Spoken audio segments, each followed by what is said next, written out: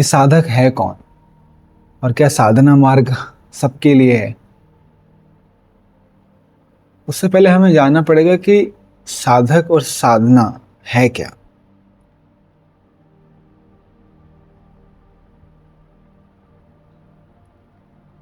सबसे पहले साधक होना या साधक बनना मतलब है साधक के चरित्र का पालन करना, उस भाव में जीना ही साधक है, यह साधक होना है।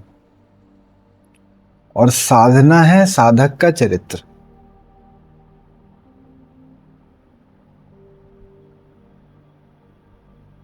साधना कोई शक्ति अर्जित कर लेना, कोई सिद्धि ले लेना, ये सारी चीजें भी माया ही है, ये भी आडंबर है, प्रपंच है। इसमें भी फंस के मुक्ति नहीं ली जा सकती। अंतिम सत्य मुक्ति है। सिद्धि, शक्ति अर्जित कर लेना, तेज, बल, ये सारी चीजें भी आपका अहंकार ही करा रहा है।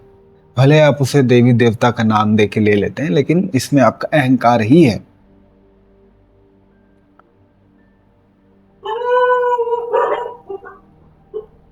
तो अब एक साधक को कैसा होना चाहिए?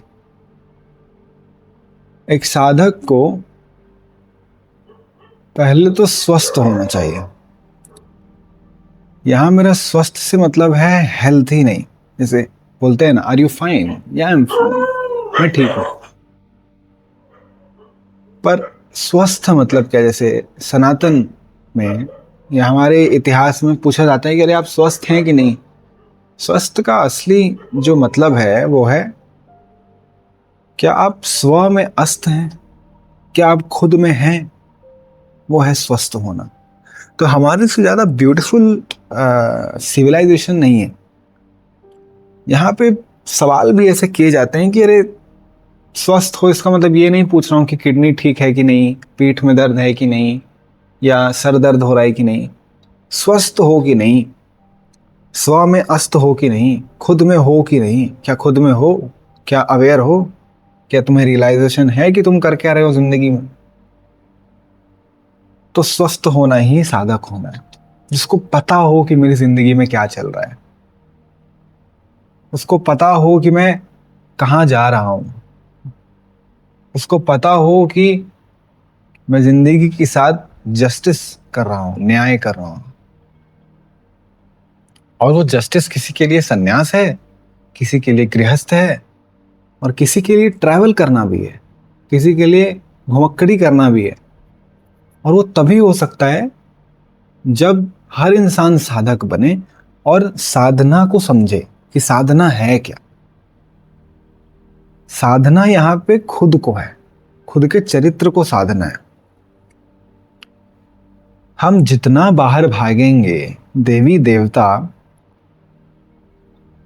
आपको अकेले बैठाने के लिए हैं कि आप अकेले में बैठो, आप खुद को समझो। अपने अंदर जितना आप ज्यादा उस मंत्र को बोलेंगे, किसी भी चीज को अगर आप रिपीट पे बोलते रहेंगे तो वो आपके साथ लग जाती है, वो आपके ऑरिक बॉडी में आपके साथ वो वाइब्रेट करने लगती है। इसीलिए जिस भी देवी देवता की हम पूजा करते हैं, आराधना करते हैं, साधना करते हैं, ध्यान करते हैं, उनके तत्व हमारे अंदर आ जाते हैं। कैसे आते हैं? क्योंकि हम उनके मंत्र को उच्चारण करते हैं, मंत्रों का उच्चारण करते हैं, तो वो तत्व हमारे अंदर आ जाते हैं। इसीलिए हम कुछ समय के बाद उन्हीं देवी देवता के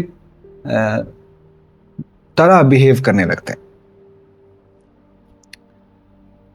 अब मैंने तो जिंदगी में कभी पूजा करी नहीं, मुझे नहीं पता कि पूजा कैसे होती है, क्या पूजा की पद्धतियां हैं, क्या तरीके हैं, मुझे ये सब नहीं पता।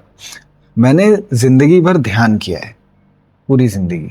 जितने साल का मैं हूँ उसमें से शुरू के, जब तक होश नहीं था, 5-7 साल तक मुझे पता नहीं था। उसके बाद से तो मैं ध्यान में हूं। तो मैं जितना समझा हूं ईश्वर को, मुझे ये समझ आया है कि ईश्वर को तब तक नहीं समझा जा सकता जब तक खुद को ना समझ लें। अभी ये चीज डुअलिटी में है, मैं खुद को और ईश्वर को अलग कह रहा हूं, लेकिन इस प्रोसेस में आप ही ईश्वर हो जाएंगे। इस प्रोसेस में आपको पता चलेगा कि यार वो अलग तो है ही नहीं ना, मैं ही तो हूं। मेरा जो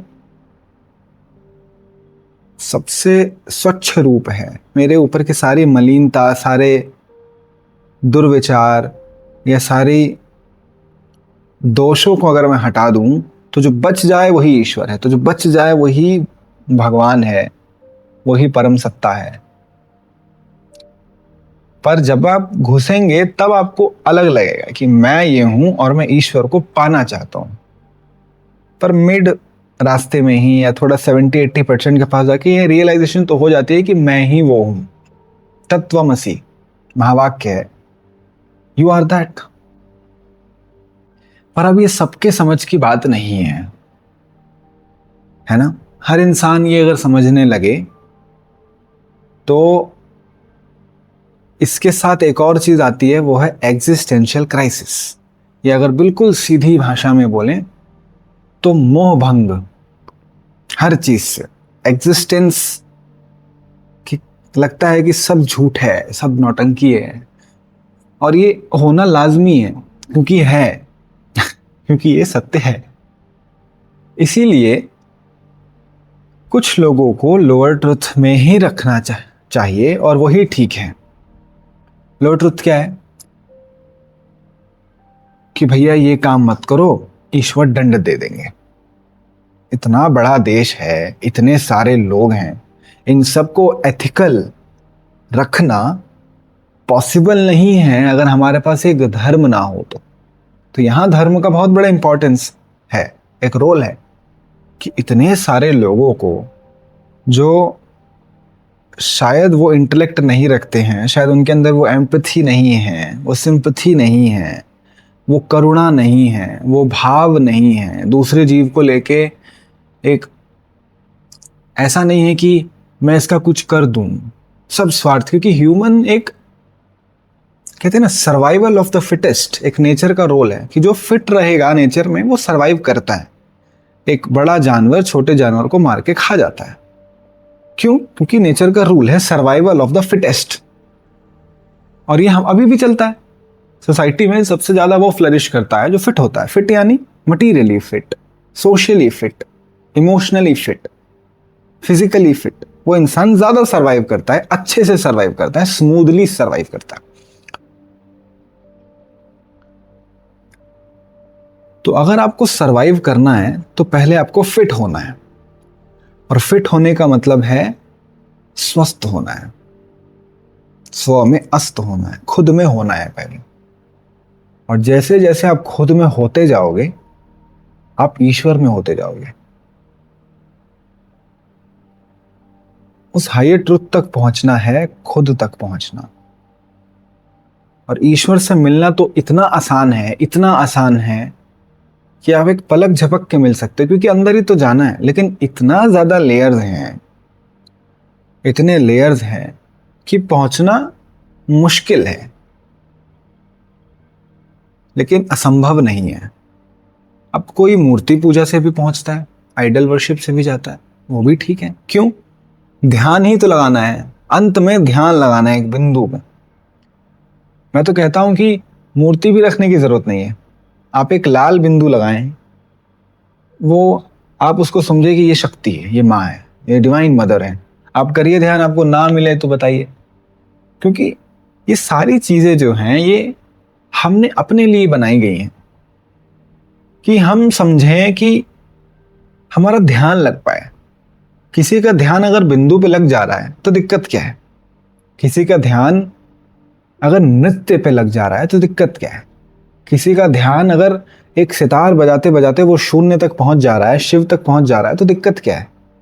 उसको नहीं जरूरत है 15 अगरबत्ती घुमाने की।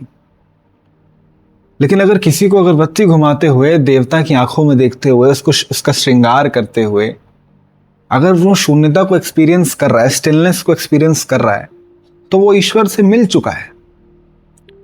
पर अगर आप उसको देख के करेंगे कि वो तो पूजा भक्ति में पहुंच के, तो वो उसका था। हो सकता है कि आपको ड्राइंग करके ईश्वर मिल जाए, आपको पेंट करके ईश्वर मिल जाए। और यही साधक का चरित्र है, स्व में अस्त होना, खुद को समझना और देखना कि मेरा ईश्वर मुझे कहाँ मिलेगा, कैसे मिलेगा।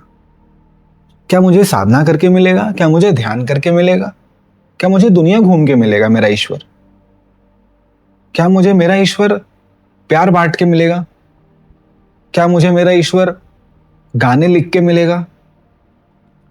ईश्वर मिलना यानी कंप्लीट हो जाना, शिव शक्ति का मिलन हो जाना। और वो मिलन तभी हो सकता है